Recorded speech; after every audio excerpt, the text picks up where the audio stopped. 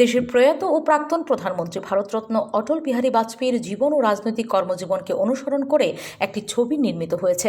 রবি যাদব পরিচালিত 137 মিনিটের এই হিন্দি চলচ্চিত্রটির নাম মে অটল হুঁ। এতে অভিনয় করেছেন পঙ্কজ ত্রিপাঠী। এই চলচ্চিত্রে পাকিস্তানের সাথে কার্গিল যুদ্ধ এবং পোখরান পারমাণবিক পরীক্ষা সহ সবচেয়ে চ্যালেঞ্জিং সময়ে ভারতের নেতৃত্বে বাজপেয়ীর ভূমিকাকে তুলে ধরা হয়েছে।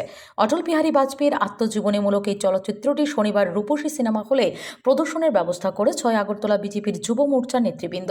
শনিবার এই ছায়াছবিটি দেখতে রূপসী সিনেমা হলে যান বিজেপি নেত্রী পাপিয়া দত্ত, সাথে ছিলেন টিআইডিসি চেয়ারম্যান নবাদল বণিক সহ অন্যান্যরা। এদিন ছবি দেখে বিজেপি নেত্রী পাপিয়া দত্ত জানান, সব দেশবাসীর উচিত এই ছবিটি অন্তত একবার দেখার। দেশের চ্যালেঞ্জিং মুহূর্তে কিভাবে তিনি দেশকে নেতৃত্ব দিয়েছিলেন, সেই কার্গিল যুদ্ধ থেকে শুরু করে পোখরানে পারমাণবিক বোমা বিস্ফোরণ ঘটিয়ে বিশ্বের কাছে দেশের শক্তির সম্যক পরিচয় দিয়েছিলেন, তা সিনেমাটিতে তুলে ধরা হয়েছে।